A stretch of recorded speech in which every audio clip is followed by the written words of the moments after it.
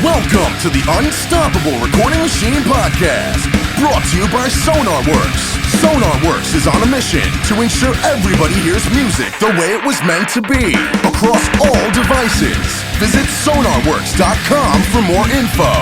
And now your host, EYAL Levy. This show is brought to you by URM Academy, the world's best education for rock and metal producers.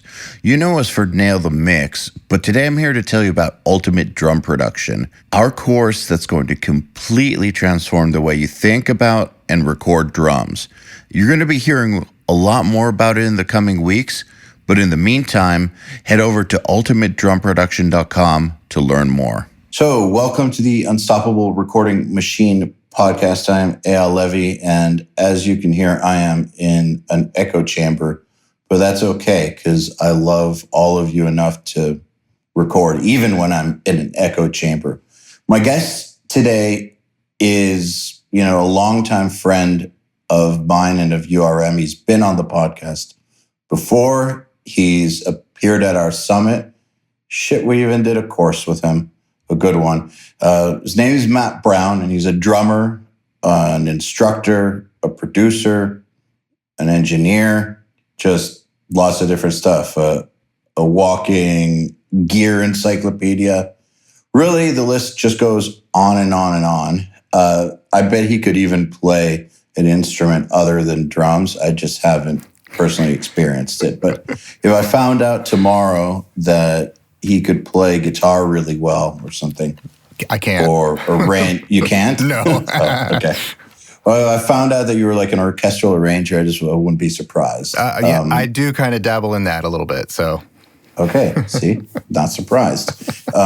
If you guys are wondering what that course was Ultimate Drum Production, which we're going to be re-releasing this year. And the reason that I've had Matt on, other than just being an amazingly cool person, is the man is just amazing at getting drum sounds and explaining it, and just on a level that I've never really experienced elsewhere. I've worked with lots of drum engineers, lots of drum techs, and yes, I've met lots of great engineers, producers who know how to get a great drum sound on their own stuff, and that's awesome.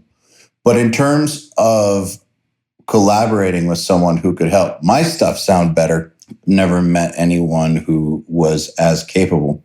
That's very kind. Thank you. It's the truth. It's the truth. As a drummer, who's played professionally in bands like 10 Years and various other projects. But I can tell you that whenever we would do a drum session together back in the day, and I was going to take the drum samples, whether plan on using them or not, always take samples of the kit.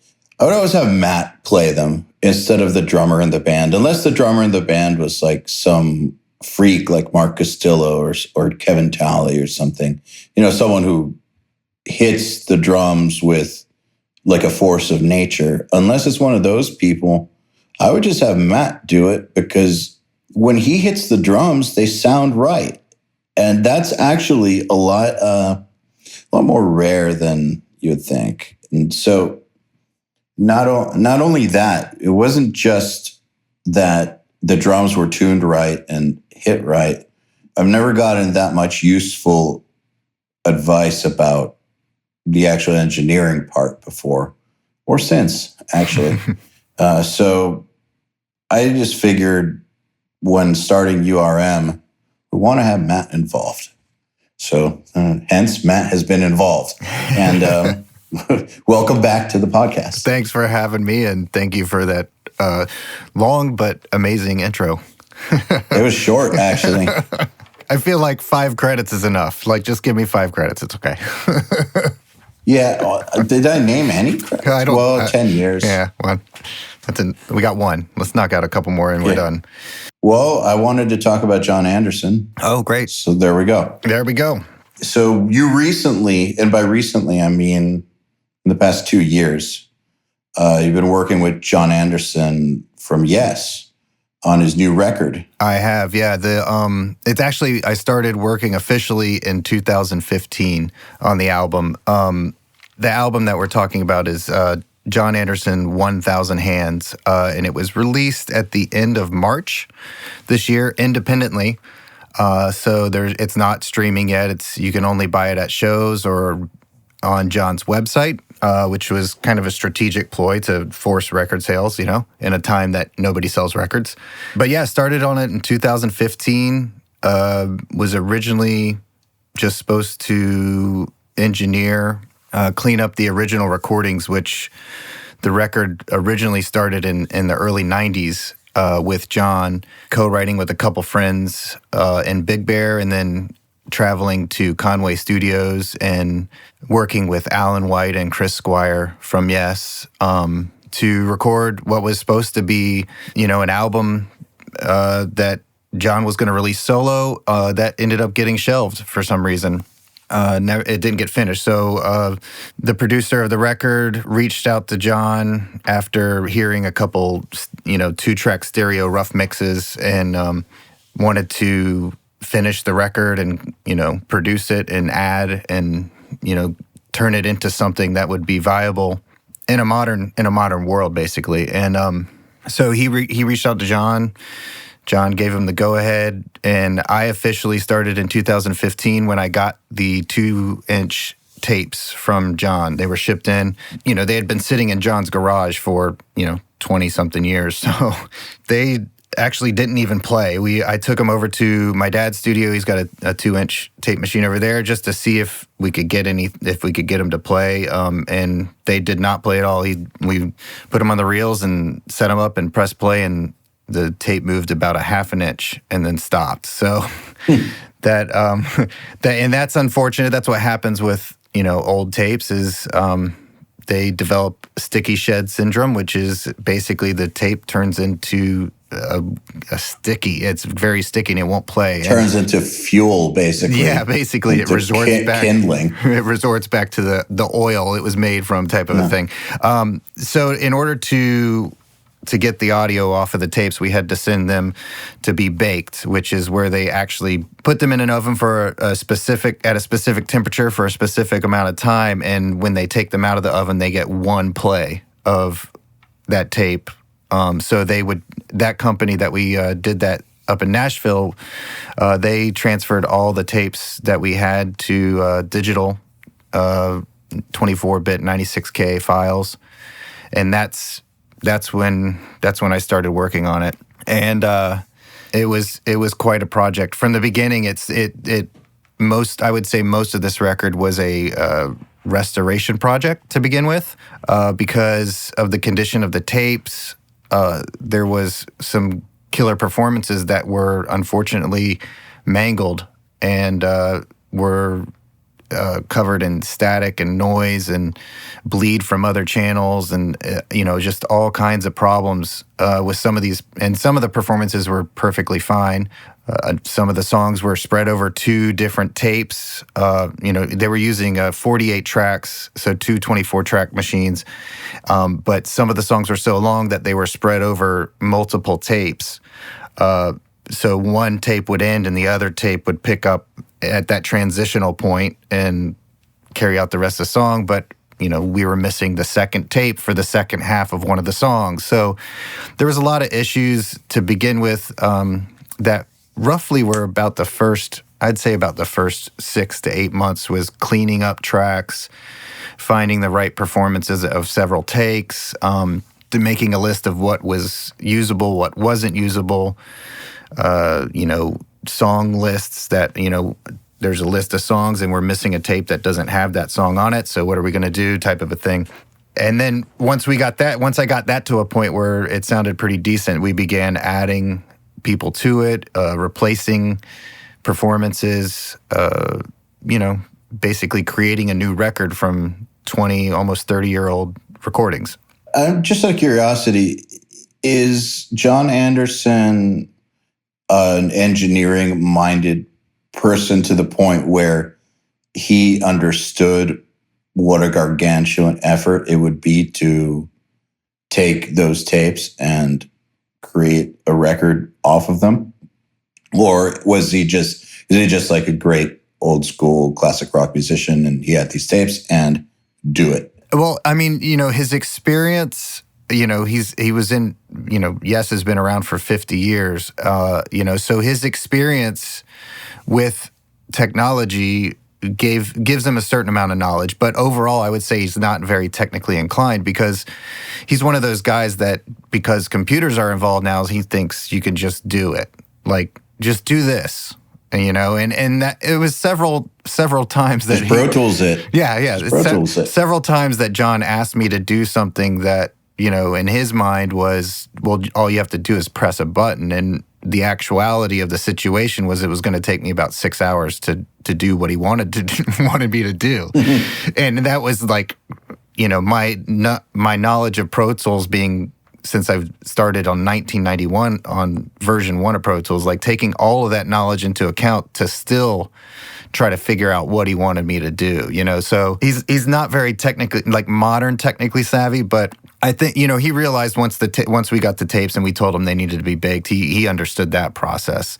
I don't think he understood how much work was actually put into salvaging some of these takes. When you got a guy, Chris Squire passed away several years ago, and you have one of his last unheard recordings, and there's a section on the second tape of the song that there's no bass track to be found, but it's submixed into a keyboard track and some other two, stereo track with the bass on top. How do you salvage that performance because you don't want to replace him? It's a legendary thing. So there's a lot of that stuff involved that I don't think Jon ever realized that I did. And I mean, that's part of the reason that it took 3 years to finish this record is because of those type scenarios in that first year. That's really what I was doing the first year, is kind of making all of the great performances make sense and sound as good as they possibly could,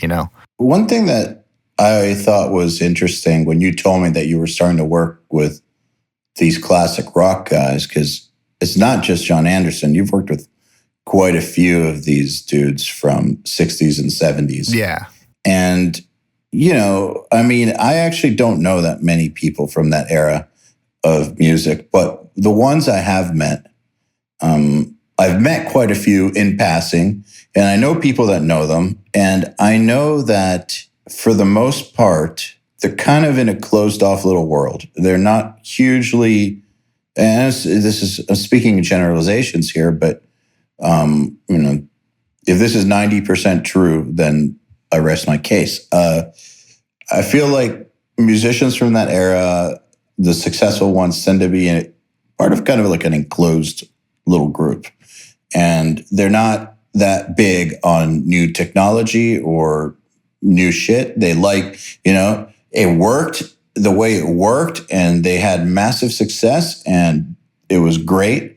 And so they're not too big on changing it up or working with stuff that's 100% modern, let alone they don't really totally always understand or care to understand what's inherent with the modern version of all the production and how people work on music now. And that's totally fine. But my question is, you're not even close to that generation age-wise. Right. How did you get them to trust you? You're absolutely right about them being set in, their workflow is their workflow. They're used to I would say most of the guys that had a career that started in the 60s or 70s or even before, their most modern experience of a full-blown production, unless they've been actively doing it over and over and over, like the Rolling Stones, unless they're still an active band. But if they're like Brian May or something, yeah. But if they're one of those artists that has been out, hasn't done anything in like the past 10 or 15 years, the landscape of recording has changed so drastically in the last 15 years that it's, like their experience was, maybe in the early 2000s, which was, we had a different set of tools, but it's nowhere near what it is now. especially on the, on the hardware side of things, like the affordability and quality of hardware has just gone through the roof. So, and that was back when, if people said, I don't like the way the plugins sound, right, they had a legitimate stake to that argument. Right. Or when people were saying, when people would talk about digital recording or, the new technology and slam it. Right. It was legitimate back then because it really didn't sound nearly as good. But things have come. I mean, you can still make arguments for taste, but sure. I don't think. So taste, taste is whatever. Taste is taste. Right. But I don't think you can actually make arguments for quality anymore. If guys like Andrew Sheps and the people I've worked with on Nail the Mix who are fucking incredible are saying it doesn't matter anymore, then it doesn't matter anymore. The top of the line users are the ones who determine if it matters. And if they say it doesn't matter anymore, it doesn't matter. But back then it did matter. Yeah. And so if that's the last experience they had was when digital was kind of shitty, then they really don't know. Yeah, it's a very hard sell. I think part of winning them over was being quick. Like I said on our previous podcast, like part of working with people that have done this for so long is you just got to be ready to go at all times, and it's got to be good. It's whatever they hear in their headphones has to be great from the beginning. So there's a lot of preparation to get to that level. To where I could do the things that they wanted quickly. But I've seen it with every older artist that I've worked with. Once I show them, like, hey, that performance was great, and they're like, let me do it again. The timing was off or the pitch was off, and I, do the quick edit and the quick tuning and say, no, it's good. And by the time they're ready to play it again, I can play it back corrected. That's like the light bulb. So they get comfortable really quick. The downside to that is now they think anything is possible. So now I'm, then I'm forced with the questions like Jon would give me where he wanted this entire orchestra thing to be changed. He wanted me to go in and change the notes of the real violin and real violas and real cellos, and not only just change the notes, but change the rhythms, and he wanted it done like immediately. And it was like, well, that's like 48 tracks. Did you have MIDI? We did have MIDI, and we would, what we would do with the orchestra stuff on this record is we would program it with MIDI, get it as good as it could be till he approved it, and then we would bring in real string players to play on top of it, real horn players to play on top of it. And then I would create a blend of several MIDI libraries with the real instruments to give it the size, to give it the multiple player sound. But I mean, I was tracking, with our violin session player, I was tracking, up to 6 takes per part on the violins that were real, that were layered on top of 2 MIDI libraries, so it was creating the sense of realness so you can hear the bows and you can hear all these, inconsistencies that real players have with the perfect MIDI. But, with Jon working there, we've been working with MIDI and he approved everything and we recorded the real strings, and then he wanted to change it, and honestly, with this project, I was changing and making revisions and edits to the form and changing parts and remixing up until we had the record mastered twice. So the second master happened in February and the album was released in the end of March. So I was making changes up until that final master in February. It was a constant email back and forth of like, hey, I really want to take this section out. And here's my edit. And I would have to take his crude edits that he did on Logic and try to make them work. Some of them with key changes that came out of nowhere, So it was a lot of how do I make this work? How do I make it sound cohesive and still maintain the integrity of the rest of the album that we have? Well, if you think about these classic rock bands like Yes or their contemporaries, these are groups of people that really pushed the envelope back in their day. Yeah, for sure. They were kind of like explorers almost. They were figuring out how to get more tracks, how to change more things, how to just, and I think that in popular culture, the band that people are most familiar with who was that way was Queen. Yes. But I don't think Queen was the only one. It started with the Beatles, that whole let's push this as far as we can. And from there, that whole prog scene of bands like Yes and Emerson, Lake and Palmer, like Pink Floyd, all these bands that just pushed and pushed and pushed came about. And I think that you plug one of those people into our modern tools, and I can just imagine how many revisions would come in. Oh, it was insane.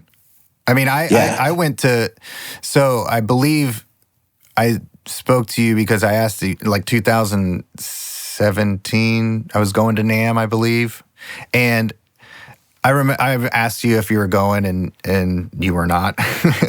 And I said, I'm wrapping. That's right. I mean, this is going into NAMM of 2017, and at that time, I was supposedly wrapping up getting the first draft of mixes for this record. It was supposed to be completed in 2017, and I was going into NAMM like, hey, I got half the record mixed, this 2017.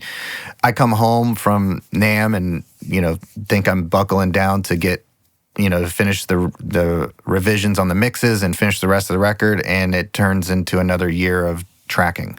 It was Jon is one of those creative people that he's always looking for something to improve what he's working on. He's constantly making changes, and sometimes he'll go back to what it was before, but a lot of the times he's constantly tinkering on his own with whatever I sent him, and he would send me back an edit, and some of them would be very small edits, like take out 2 beats, and then others would be like, no, I want this whole 1.5-minute section taken out, and I want to make that into a new song.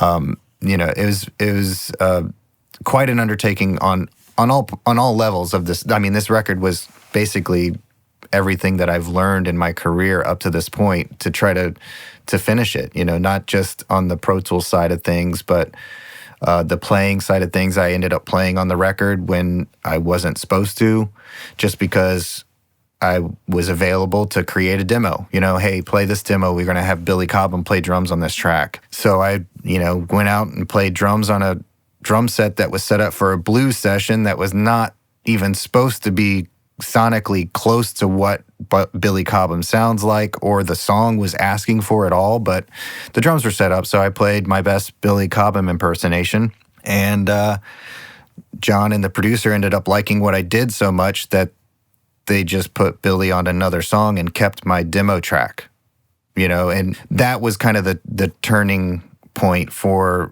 how much I contributed to the record, because that was like the first sitting down playing something on the record, and that turned into now I'm on a majority of the record as a player. And the original drummer Alan White is only on 1 track, and Billy Cobham's on 1 track. And then if it's not real drums, it's programmed drums that I also programmed a lot of, and so I ended up doing a lot more than just engineering on this record, just because I was there and able to do it. Like I had the ability to go out there and do a Billy Cobham impersonation that actually wasn't Billy Cobham, but it worked well enough to get the vibe across that they were looking for. So it was a huge thing.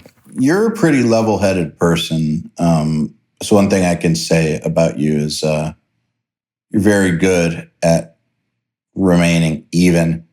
Try to. Yeah, I mean, we all try, but we're not all successful at it. And I want to talk about this drumming thing. It kind of ties in. But one of the things that I think is the most fucking frustrating about working with clients is revisions. And it shouldn't be. We're not supposed to admit that it's frustrating. Right. But you just look at memes about recording or like rant videos or conversations between producers, and we all know that one of the most frustrating things can be revisions. Then again, you hear about projects like these where it goes on and on and on, and people are cool with it. Or you hear about, those records with tons of revisions, and sometimes I wonder if people are just not talking about how mad they got, or if they really just didn't get mad. But I mean, so what I'm wondering is, at what point do you draw the line? Because I mean, it's not like you want to, like, you can't put someone like that in their place. There's no place to put them in. Yeah. Like, you can't. You have to make them happy. Right. But at the same time, where's the line between making them happy and letting them just motorboat you into doing 80,000 revisions? And at what point should you just be like, I should just be happy to be working on this? And at another point, you should be like, I know my worth time-wise. Where's the line? Yeah, that's, well, I mean, I was definitely upset there's been several occasions where I was upset during this because, like myself, the producer and myself have a whole nother version of this record that we prefer based off of, before some changes were made that Jon wanted in particular. Like, we both have this version of the song, of a couple songs where we just feel like those were better versions. But we also lived with it so long in the long form of what it was that, just like with any band that has demoitis, you also, as an engineer, I mean, I've listened to this record more than anybody probably will on the planet, even after they buy it. Because I know every single piece of this record inside and out, because I've had to, just as anybody who works on a record for a while, you get to learn it intimately. Well, I've imagined taking a normal record, which, I guess the length of normal budgets these days is like anywhere from 4 to 8 weeks from start to finish, right? You take that and multiply it over 3 years, and imagine how many times you've heard this song, these parts, these sounds. So we got used to long versions of a couple songs, and when Jon started making the cuts and the edits, some of them we just didn't like at all. So that was frustrating from a musical standpoint, where we felt, musically it was better the way it was. But on the flip side of that, you're absolutely correct. You cannot tell an artist like this, no, they won't take it. They don't hear it. They don't understand that word. In some ways, it's like, I don't want to say you're dealing with royalty, but in some ways, it is kind of like you're dealing with royalty. Yeah. When you're dealing with a member of a band like Yes, I think. And it's almost like their way is the way. Right. And honestly, there was a couple conversations that Jon and I had where, I was trying to explain my... Did he make you kiss the ring? No. But I was trying to explain my take on, why I felt a certain part of the song should stay. And I was explaining to it from a musical standpoint, and then I was trying to also create explain an emotional standpoint, that if we leave this section in, it builds the tension, and by the time we get here, it's just a bigger arrival point. And he said, and this, he had a great story that talked about how the song Closer to the Edge, which is a long song to begin with. And he said, there's about 20 minutes of that song that's on the cutting room floor that never made the record. And as soon as he said that, I was like, okay, that's turned into something that any Yes fan is like, this is one of the greatest songs that in Yes's catalog, period. And it's long to begin with, but imagine another 20 minutes added on to a piece of work like that never made it. And I'm sure there was an engineer sitting in the same place that I was going, yeah, but you gotta keep it because of these reasons. And he's like, nope, I don't like it. It needs to get to the point quicker. And so, I was at that time, I realized, like, it doesn't matter what I think. Like, ultimately, my input is taken through this project and was considered. But really it's his decision, like he's the one that has the vision for what this song or this record should be. So I gotta bring his vision to life. Now there was some stuff that he wanted done, but I had to smooth it out. I had to create, maybe it wasn't exactly what he wanted. I had to add a couple beats here and there to make it make sense musically, so it didn't feel like somebody just moved the needle across the record and you're in another song. But I just had to let the artist be the artist. Whatever he wanted, so you just got to deliver. I mean, thank God I was paid hourly on this project, because if it was, otherwise it would have been a giant, really, really frustrating thing. Actually, I don't want to get into like the details of the money or anything, obviously, but I think that that's a key point right there. I think that one of the ways that producers really dig themselves a hole in these situations is in the pay structure. The pay structure that they set up doesn't allow for that many revisions. Right. And so then that's when they start to get into the scenario where they feel like they're being taken advantage of. But it sounds like with the pay structure you had, it's like, well, maybe it's frustrating, but like you set it up to where the flexibility can be there and you're still taken care of. Right. As opposed to when a producer is like, it's $1,500 a song. Right. The end. Yeah. And I mean, well, in this in particular, this project, there's no way that this could have been done for a capped sum. Like the way it developed, the whole idea of what the project was to begin with, there's no way it could have been like, well, here's how much I'm doing the record for, and here's my budget. Because it exceeded that budget in year one, and we went over, whatever the budget in mind was exceeded by the end of the first year, and this went on for another 2 years. But the result is, the reviews that the record has gotten, the way the record sounds, the response that the Yes fans have to this record is overwhelmingly positive, which is great. That's all I could ask for. As long as it sounds good and people comment how good it sounds, then that I've done my job. As far as as an engineer, I didn't produce this, so the arrangement has nothing to do with me. So whether people like the arrangements of the songs, that's, kind of not really my input for the most part. But as long as it sounds good and I captured the performances that resonate with people, then my job is done, And so going into this as an hourly rate was, that's the decision that I had the agreement with the producer, all right, we're doing this. Well, here's my hourly rate for this, and we'll go by the hour. And, whether or not my time was used efficiently and effectively the whole time, that's not on me. That's the producer's job. He's the one that's scheduling me to come in. So I would just show up and do the work. There was some frustrating, like I said, there was some frustrating times, but in all, it was what it was. You just got to do it.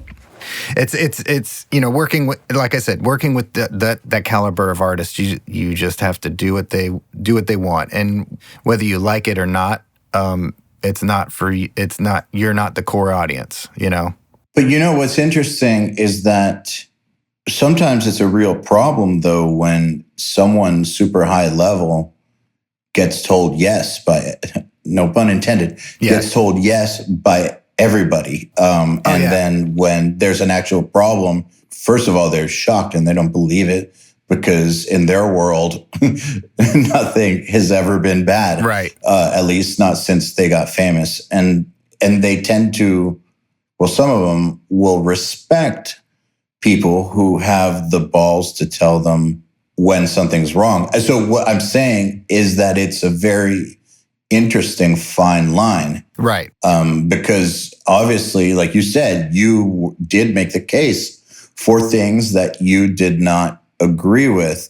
At the same time, you have to do what he says because it's his band, his vision, and he's a certain person who's achieved a certain extraordinary thing. And you know, people that have achieved that level, they are not afraid to tell you that they have achieved that level either. You know, I mean, and that's In case you forgot. in case you forgot. You know, they're the person that's done everything. What have you done? You know, it's always going to be there, especially when you're in my situation where I'm working with people that I'm about, you know, almost half their age. You know, of course, it doesn't matter what I've done. I've never done enough as they have, you know, so they're always going to have the one up. And that's fine. You know, if that's how they want to make their point, that's how they make their point. You know, there is something to be said about staying relevant and being in touch with the modern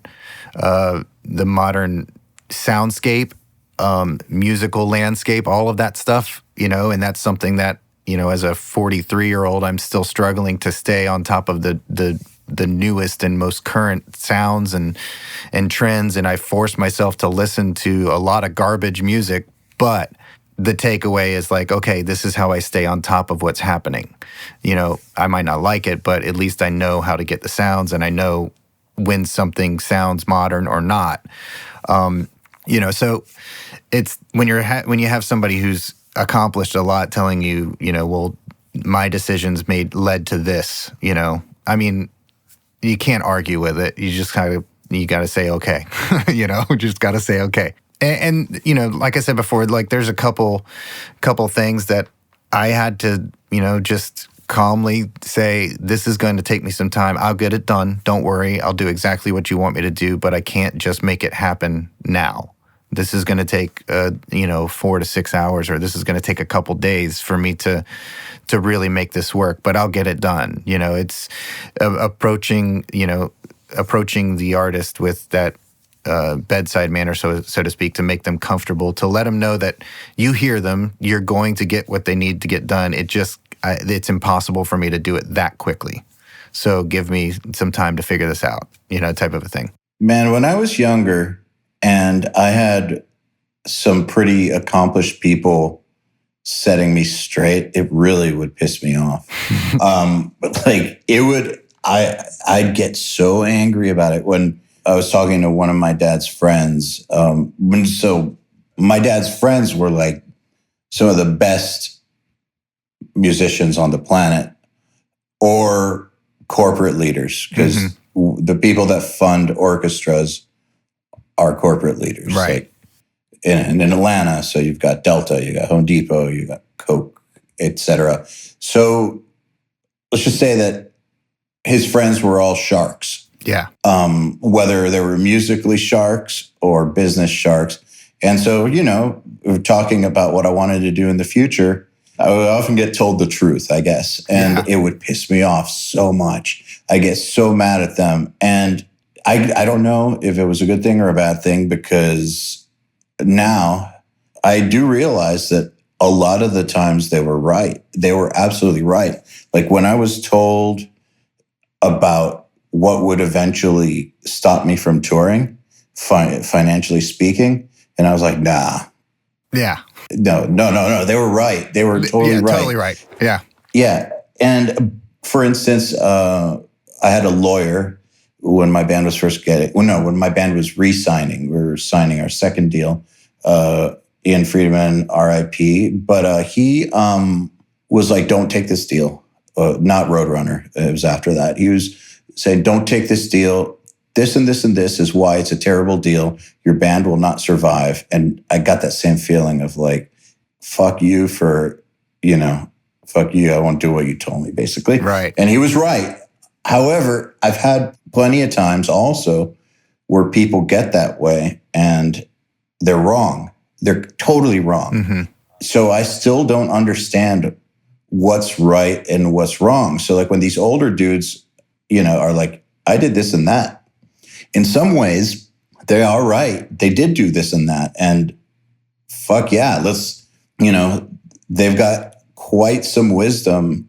At the same time, though, just because they did X doesn't mean they understand why. Yeah, exactly. Like, there's no actual correlation between what someone accomplished. There's no actual link. It doesn't, just because you accomplished something in one period of time doesn't mean that you understand everything about the current time. And just because you accomplish things at one point in time doesn't mean that you're suddenly a psychic. Like, you weren't a psychic then, you're not a psychic now. You still can't tell the future. Right. So there's a fine line there too. Yeah. Oh, yeah, exactly. And, there are some artists that become successful despite themselves. Yes. Their decisions are horrible decisions, but something clicks and it just starts going with whether they're, behind it or not, it just takes off without them. And then they're going to but in their mind, they were the mastermind behind the whole thing the whole time. So it's all they take all the credit. But in reality, I've seen it happen where artists make the worst decisions ever. And ultimately, if it wasn't a more established artist, it would just kill their career before they've even started. But because they have reach and because they already have a fan base, that kind of bad business decision and momentum. Yeah, they have momentum as well. That bad business decision isn't reflected in the outcome. Now, what would reflect the outcome is if instead of making that poor decision, they were to follow the advice of a younger person who knows the landscape of the current music world, and how to market and how to get the idea and the name and the brand and all of those things cohesive into the marketplace together. That's the only place you would see a difference. Like, otherwise they don't know, until they see major success based off of something that they weren't doing, there's no way for them to know because the train keeps going, So as long as the train doesn't stop, everything's great. And they think they know exactly everything that's going on. But in reality, it's like you're running on a coal train when you could be running a supersonic, train, around the world on electric power with no exhaust. Like, you could be on this upper level if you were to take the advice of somebody who knows the current climate. That's neither here nor there. It's not applicable to Jon, but I have seen it, and that's kind of where the ego gets in the way of the business. If you're like most producers, you're dialing in drum sounds the old-fashioned way, by trial and error, swapping out drums, heads, and mics until you finally find something that works, oftentimes for several exhausting and tedious days. Sounds familiar, right? And I guess I could be exaggerating by saying finding something that works. Sometimes you're just plinking around forever and never find anything that works. But you know what? It does not have to be painful. Ultimate Drum Production is our course that teaches you the scientific method for dialing in the perfect drum sound on the very first try. That's correct, the first try.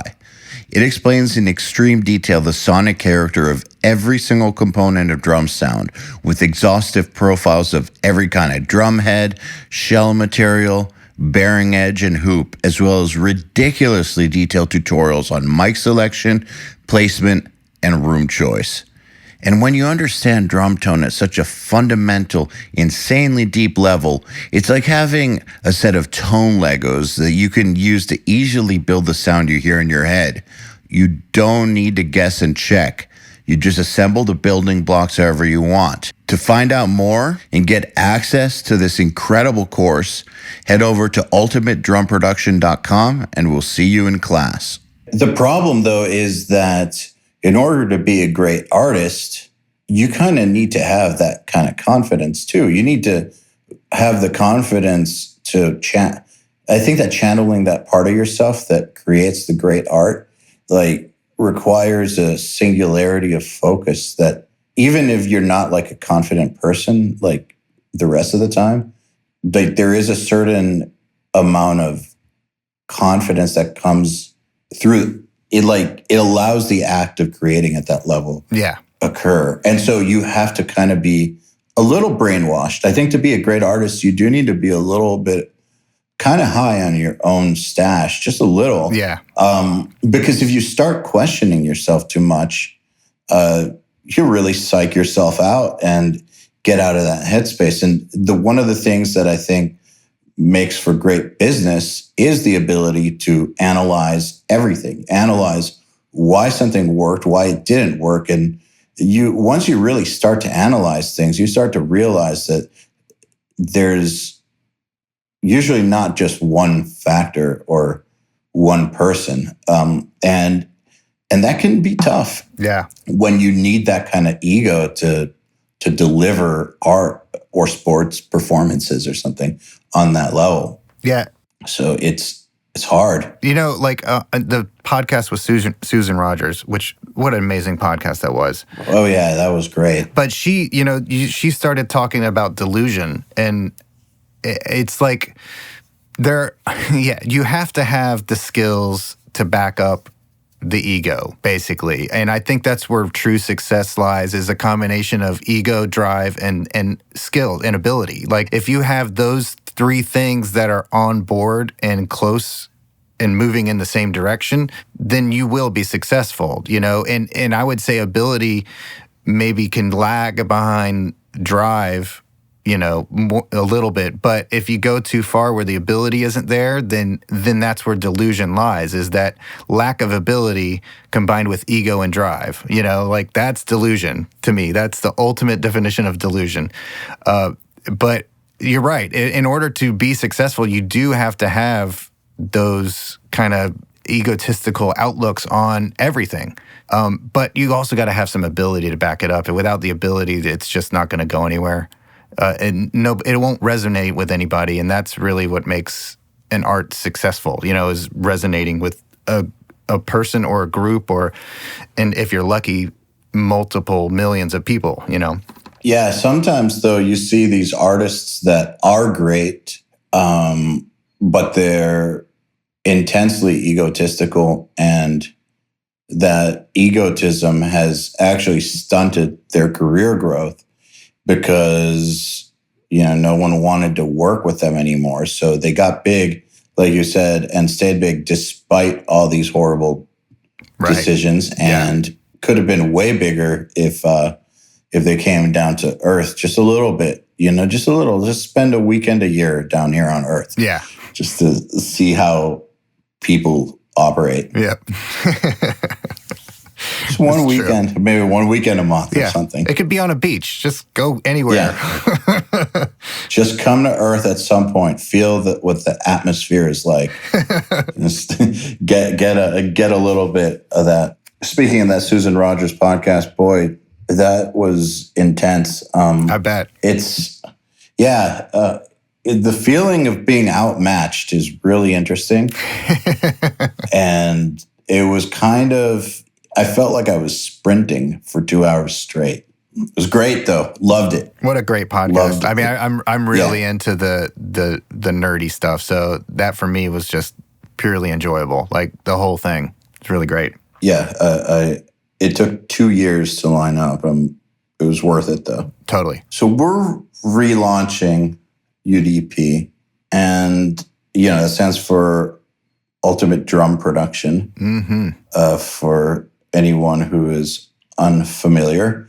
We launched it last year, and the initial reactions, can't really say initial at this point, but the reactions were overwhelmingly positive, so much that it's kind of hard to think about topping it. And I mean, in some ways, it's not really about topping. It's just about relaunching, because if you missed it the first time, it's not like the info is no longer relevant. The info is just as relevant. However, there are a few updates. And can you talk a little bit about how some of the feedback or what you learned since then influenced what you wanted to add? Sure. I mean, most of the feedback was, I would say overwhelmingly the feedback was like, I think you nailed it. I don't know if I could add anything to it, but those there were several suggestions for some more placement and microphone shootouts. So we're going to add some of those. The other thing that I tried to accomplish in the original version. I think I did, but people really want to see it in action in a real scenario, is recording drums in a small bedroom. So that is going to be one of the additions that's coming. With that addition, I'm not only going to address, the drums aspect and the microphone aspect and the typical recording stuff, but I'm also going to address some acoustic issues to help make a small room sound better, depending on what genre and style of music you're going for. That was overwhelmingly the number one suggestion. People, even though I did a small room scenario in my studio in UDP, people wanted to see a real life situation of how do I make this bedroom sound good for recording drums. So I'm going to take my bedroom that is my home studio. I'm going to rip everything out of it, and we're going to start from scratch. And that'll be one of the updates, is recording drums in my bedroom in my house, which is my studio room right now. So that to me is going to be pretty exciting and challenging. And I think within that, I'm going to throw in a couple curveballs that I have learned in the process of making UDP, as well as the experimentation over the past year that I've been doing. Because every time I'm recording drums, I'm experimenting. Even if it's like, okay, I need to set these drums up and get this knocked out pretty quick, I'm still constantly throwing a mic in a different position or trying a different mic in a position that I had never used it or maybe wasn't intended to use for. A combination of using samples while tracking that, there's certain things that I've been experimenting with over the past year. So I'm going to throw those in with the bedroom drums. So I think that's going to be something that a lot of people are going to be able to take away, a realistic approach to getting great drum sounds. Drums in a great studio are going to sound good most of the time. And, not everybody has that ability to go to a great studio to capture drums. Or some people want to build to where they can afford to do that, but you got to get the drums done first somehow, and for those first, for that first year of projects, you got to record drums and keep it low budget and make it work out for your clients. So if I can turn a bedroom into something that makes people money than on a drum recording front, then that'll just add even more value to the information that's already there. That's just so much more relevant too than doing it in a big studio. And I guess I understand that. I do think you covered it in version 1, but I guess people want to see the real thing, like really do it in a crappy situation rather than simulate a crappy situation. Right. Or not necessarily crappy. Actually, I think that's a bad choice of word. Simulate a less than ideal situation, because it doesn't have to be crappy. Yeah, exactly. I mean, and I think everybody will be pleasantly surprised at how not crappy it is right from the beginning. What we did in round 1 of UDP was a simulation of a small room, but also stylistically chose a genre to work in that doesn't necessarily need big and bombastic drum sounds, So I was playing to the fact that the genre of music that I chose to record the small bedroom sound or the small room sound was appropriate for the genre. So what I'm going to do with this version that's going to change it up a little bit is record drums for something that demands a larger, more impactful drum sound, and show everybody, how to get the drums sounding good in the room itself, how to get the room sounding good, but also some tricks to make the drums sound bigger without having to have a big space, like using some techniques that I've discovered over the past year that kind of help beef up what I already was doing. Those of you that attended the summit in 2018 saw a very quick demonstration of what I had been messing with the idea of isolating the drums from the room, creating a bridge between some room samples and the acoustic kit to make it glue together so it doesn't sound like samples. So the Summit attendees got a very quick glimpse at that. With this, I'm going to go into that with more detail and really explain the process behind setting it all up and making sure that by the time the drummer gets there and puts his headphones on and hits the drums for the first time, he's just like, holy crap, how did you do this?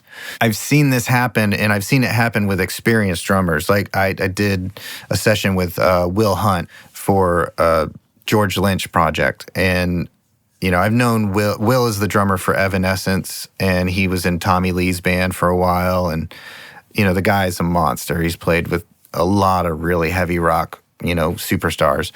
And so when Will came in, it was even though I'd known him for years, it was my first time working with him at this capacity where I'm engineering and drum teching and he's, playing drums. So my goal with that project was to just floor him, like the respect was already there. We were friends. I'd seen him, play. He had seen me play. We knew each other around town before we met. Like, all of that stuff was there. The respect was there. I wasn't trying to earn his respect. I was just trying to make him as comfortable as he could be. And I wanted to see him walk away from that session, with his head held high and wanting to come back and work with me again. And so I was using some of these techniques of incorporating samples while tracking, which, I know some people do that all the time with the kick drums, but I wasn't doing that. I'm just using room samples to supplement what I'm already, with my actual rooms, mics, and everything else, just to make it feel better for the drummer and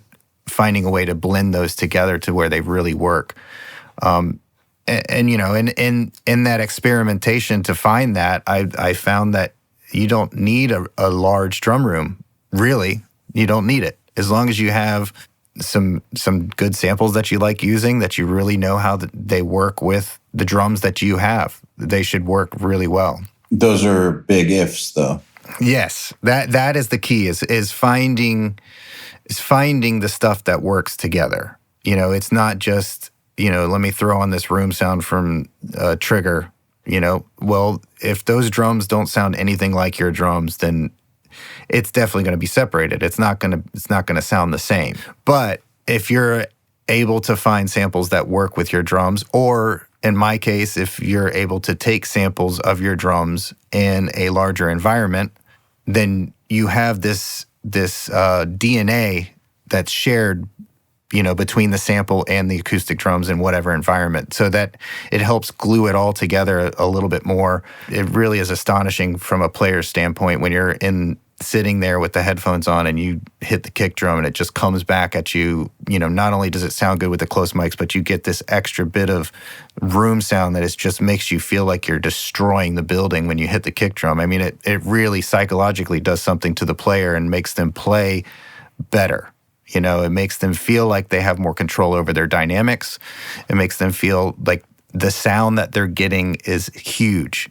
So it really does change the way that the drummer plays. And there's, and so that's one aspect of what we're revising. And another aspect I'm toying around with adding possibly later is a series of quick technical, teach the drummer type scenarios. How do I get the drums to sound good? The techniques that a drummer will need to sound better. So those are going to be little videos that I'm working on that'll be added later on down the line, because that was yet another request is, what can I do to make the drummer sound better from a technical standpoint of his playing ability? That's a big one. That's a huge one. And, when you first came to me about this course, I intentionally steered away from the technical side of playing drums, because that's a whole nother thing all in itself. That besides, if you look at recording drums, yes, the player is a huge deal, but I wanted to focus on the other side of it, because a lot of people, a lot of stuff that I had seen, like educational content about recording drums, you had a great player in a great room right off the get-go, and so there wasn't much explanation into the microphone side. It was more focused on the player in the room. And I wanted to take it and go beyond take the player in the room and say, okay, these are a given right now, but here's why this sounds good from the microphone on. And now I'm looking at it and looking at the chords and saying, that's a lot of information that I missed out on how to hit the drum and make it sound good as possible. What tips can you give a drummer to make the drums sound better?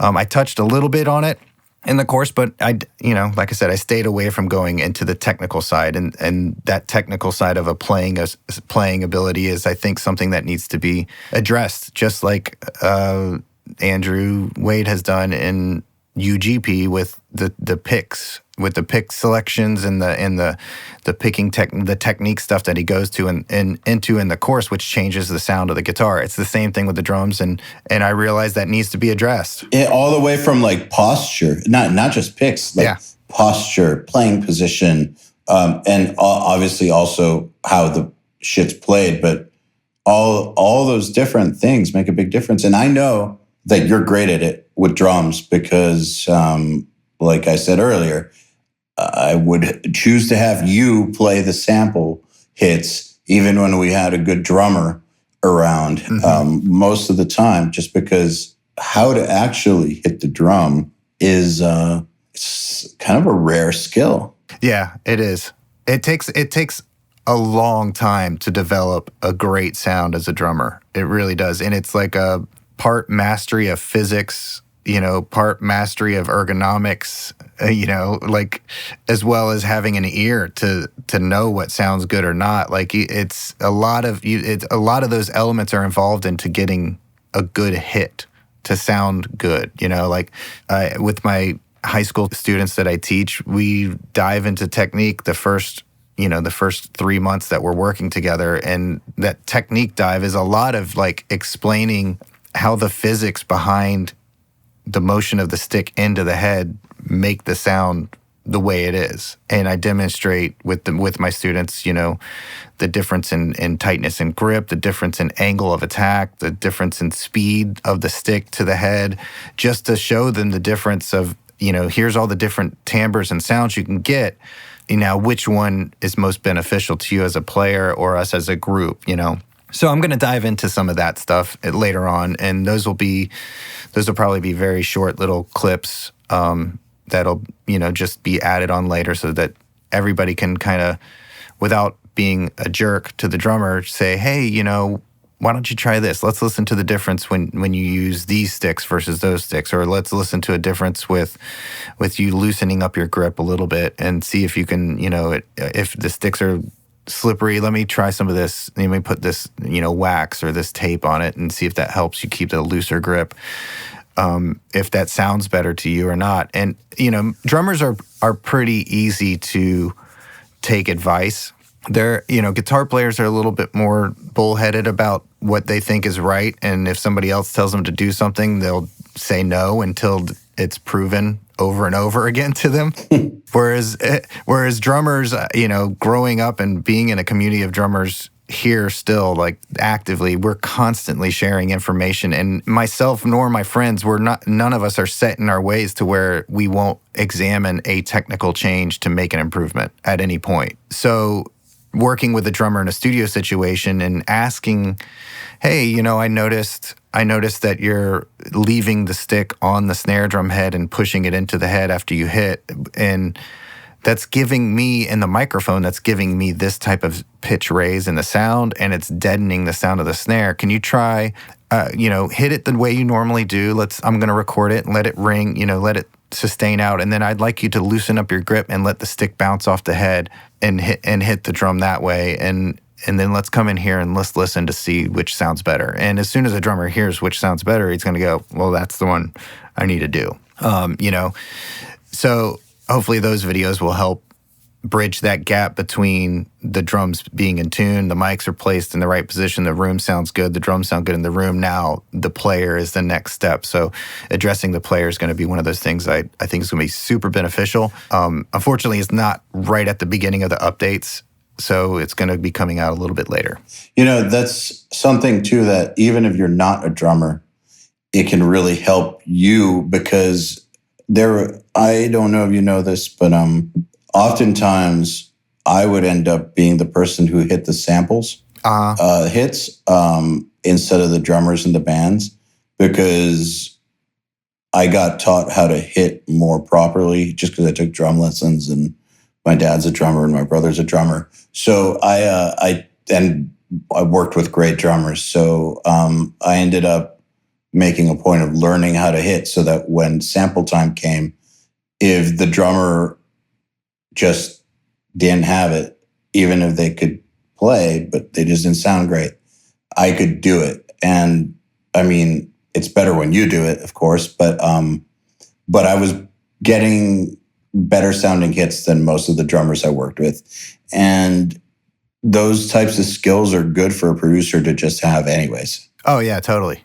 I mean, if it's like just as the same skills as, helping a singer, with the shape of their mouth or where they're placing the note in their head, or, like all of those skills help for a better performance from the musician or the performer. So developing at least a minor amount of technical ability on the drums will help you with all of your clients. I mean, it's still, I still have guys that I work with that are at the top of their game as far as drummers go. But when you get in the studio, if they haven't spent a lot of time in the studio, they don't understand the translation, how a technique that works for them in a live situation may not work in the studio because of these reasons. The drums are being cut short, the attack is too pointed and sounds papery. Like there's a lot of things that come from technique and not from the drum or the room. And so working with drummers in that capacity where they come in and I'll, have them adjust the height of something, because I noticed that when they hit the drum, they're hitting at a drastic angle. So if I adjust the height, that angle of the stick to the head is decreased, and therefore the drum gets a fuller, bigger sound. Like being able to pinpoint those things just by watching and understanding the technique of why that sounds the way it does. Just those little pieces of advice and can really help the way the drummer sounds and the sounds that you get overall. Really useful stuff. I'm glad I did. I agree. Glad I didn't put it in the first section, because I think it would have been a little bit overwhelming and a little bit, too drum instructional, like from a drum teacher standpoint. But now that after having the course out for a year and hearing the feedback from the students who have taken the information, put it into action, and noticed the deficiency of the player. So now it's like, okay, you guys have noticed now that the player is a majority of the sound, so let me help and, bring this to light a little bit. Speaking of people getting overwhelmed and it just being a ton of info, which it is. Yeah. It is a ton of info. What do you think are some of the most effective methods, or maybe you have a recommended prescription for how to best go about learning and retaining this info? I mean, the simple, easy answer is just do it. Instead of watching the courses, watching the videos and observing, which most of us do. The default for learning is just observing, and unfortunately, that's not good enough. It's not good enough. And the reason you're given homework in school is because you have to actively participate in doing to learn. So taking that into consideration, watch the videos. At the end of the video, take some notes that you remember from that video, like not during. I would say watch it first as an observer, see what you retain. At the end of that video, write down the key points that you remembered, and maybe finish a whole section where at the end of each video you've written down the key points. Then go back and actively watch and participate the second time by taking notes down compared to the first set of notes that you took, which were just the key points that you remembered. Like, take notes every time you think something's going to be super important. So you're watching and writing notes, and then do whatever's in that section. You know, after the second watch, participate in whatever that section is. Now, in the anatomy section, which is the first part to actively participate, that would be if you have drums, take the drums apart and look at how they're made, what they're made of, what type of identify your bearing edge, identify your hoops. Like, just take account of what you have, and write that and write it all down. Make a little note that comes with there's a Google spreadsheet that a drum identifier sheet, and use that. Write down what drums you have, what bearing edges they had, what wood you think they're made of, or research and find out what wood they're made of, the number of lugs, the hoop type, the suspension or tom mount, what type of mount does it have, the diameter, the depth, all of that information without heads is super important to the way the drums sound. So, two active, a observational watch with notes, an active watch with notes, and then participating in each section. And, I realize that when it gets into the recording side of things and I start demonstrating these different styles, that not everybody has the ability to have more than one drum set. Not everybody has more than one set of microphone. Not everybody has a room big enough to move around and change the way the drums sound in their room. But each section can have a different technique, if not based off of head selection alone. So watch, observe, actively watch, take notes, and then do. That's the easiest way to learn. And consistently repeating the doing process is how you get better, is how you get faster. It's how you get more intuitive more than anything. And I think what separates how I record drums and set up drums and, all of that process is the intuition of knowing every piece of gear that I have extremely well. Like, I know all of my drums intimately. I know all of my microphones intimately. I know all of my preamps intimately, to the point I know my room intimately. So where if somebody sends me a recording of what they want their drums to sound like, I know where to put them in the room. I know which drums to use, which head configuration, what mics I'm going to use, which placement, what tuning scheme, all that stuff, so that literally anybody can come in, adjust the drums to however they want to play them. I can put the mics in place. We can get the gain structure set up, and it's done. And that's it. And a lot of, I'm sure the students have seen that with their own progress. They've seen that happen. But I mean, for me, it's still the most fun is to have a drummer come in that I've never worked with before, and the kit's almost set up, they move things around, and then as soon as they hear him back through the speakers the first time, which is literally probably 20 minutes after they walked in the door, they're just blown away, and we can immediately start recording, like right away. As opposed to 3 days later? As opposed to days later trying to chase the sound. And there's nothing wrong with taking the time. I'm not saying that that taking time to do things is wrong. Well, you did take the time. You just took the time at a different time. Right. Yeah, exactly. I didn't take the time during the session. I took the time years in the making to get there, and I mean, I can't say this enough. Knowing what you're working with is the biggest part of getting faster at getting drum sounds. You have to know your gear, period.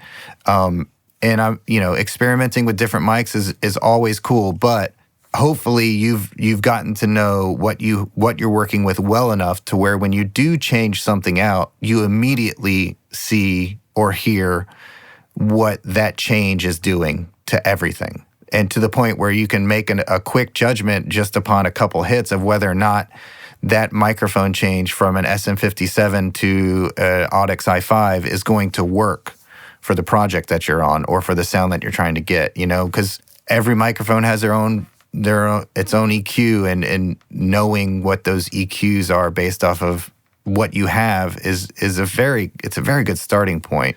And I mean, I'm all about efficiency when it comes to this stuff. Like I want it to be done so I can have fun on the mixing side of things, I don't want to take my time getting the sounds to begin with. I'd rather just have it sound great as soon as possible so I can keep the artist engaged, keep the energy level up, and then when they're done, then I can have my fun, on the mixing side. And I know that as a musician, when I've gone to record with great producers, and within the first few minutes, you start hearing sounds and they sound amazing. It's just a great feeling. It's like, all right, this is legit. Yeah, it's a confirmation that you made the right decision working with this person. It's like, yes, my money is on the line, and I feel the same way. If I go to work with a business, and I know of their work, but I've never worked with them, I'm always apprehensive of how the work gets done.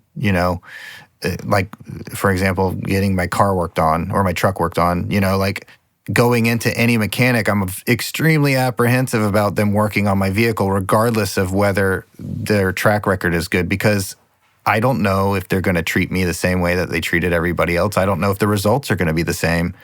So, because I'm paying for this, I want to be confident right from the beginning. And I feel like your clients should be confident going in because of your track record and your portfolio. That should give them enough confidence to book with you. But once they book with you, you have to give them more confidence that they've made the right decision, or else they're going to leave there at the end of the first day, tied into finishing the project with you and not super excited, which means their performances are not going to be the best, and which means the overall product is going to suffer. And the last thing you want is for that project, that band, that person, that artist, whoever you're working with, to leave the studio and have something negative to say about you. The word of mouth travels faster than anything else. It is really fast because people just love to gossip. Yep. Especially now. Yeah. Well, it's not that they love to gossip more now. It's that they're able to at the speed of an internet connection now. Yep. You don't need a carrier pigeon to gossip. Or a raven. Or a raven, yeah. That's right. Well, that ain't happening anymore. That's over.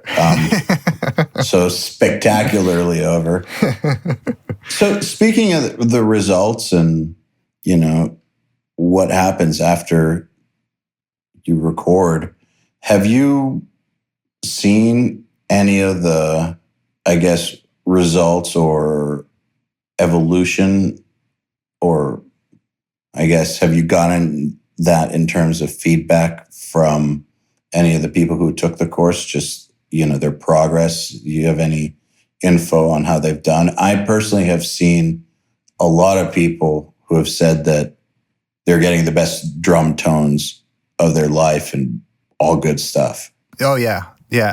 I mean, in the group, everybody, the private Facebook group that we have for the course, everybody shares their recordings, their photos, their videos, all of that stuff. And, the impact there to me was like, great, it's doing what it should be doing. Like, people are getting ahead. The real surprise to me, and it shouldn't have been a surprise, but it's like so humbling. And I mean, it's the whole reason I got into teaching people to begin with, is just that reward of hearing how great things are going. I had at the summit last year, I had several students that come up to me and just say that my course helped change their career. Which that's a huge. That's pretty great. That's a huge statement. I mean, to go and there was a couple people that said, before UDP, I never really offered recording drums. I just didn't know enough. I wasn't confident in my work, so I'd always either program drums or we would go to another studio and somebody else would record them. But since taking UDP, it gave them the confidence to offer drum recording as one of their services, which has changed, their business. It's brought in more income. It's given them the ability. I can't remember who I was talking to, but one of the guys at Summit said that because of the course, he was able to make recording his full-time job. Because before that, he wasn't able to offer drum recording, but that opened up a whole thing that, a whole new avenue for him, and he was able to make recording his full-time job, which is like, that's incredible. Pretty amazing, isn't it? It's incredible. It's incredible. I mean, and just off of top of mind, because I saw his post yesterday, Corey Bautista is just killing it. Like, and he's one of the UDP students, and his drum sounds are just, I mean, he's just killing it. He's doing such a good job of, the thing that's impressing me about him and a couple other students is they're taking the information I gave them, and through experimentation, they're finding stuff that works for them, and then they're modifying it to fit their style. Isn't that what they were supposed to do? It's exactly what they're supposed to do, and it's great. It's super successful for them, and that to me is more rewarding than anything else. I mean, I'll get together and nerd out on drums all day long, but to hear that type of impact has been made, that has changed people's lives, is just, it's heartwarming, and it really touches me. It's the whole reason I wanted to do this to begin with. So it's great. It's pretty crazy, man. Yeah. It's one of those things that I never actually thought about before, but when it started happening, it's like, wow, this is pretty damn cool. Yeah. And honestly, one of the things that I always felt kind of bummed out about in doing music is, I've done music my whole life, and for better or for worse, the thing that always kind of bummed me out a lot about it was, as great as it is, I kind of felt like I wasn't doing anything that really made an impact for anybody. Right. And I mean, yeah, maybe if my band had gotten a lot bigger, maybe would have felt that way. But still, I don't know. I just didn't feel like I was doing anything positive for the world. And I mean, I don't mean at all to say that music isn't a positive thing for the world. I just didn't feel that way. I feel like the emotional reward that you get from music, because it's most of the time it touches people in an emotional manner. The reward from that is not palpable for the person who made it. You can hear stories all day long, and it's touching, but this is a different scenario. We're in a place of providing information that is completely palpable for the student, and therefore palpable for you. You can touch it, you can see it. They can tell you about it, and it's the same result as an emotional response, but there's an actual physical thing that's happening where they're getting money for something that you helped them learn they could do.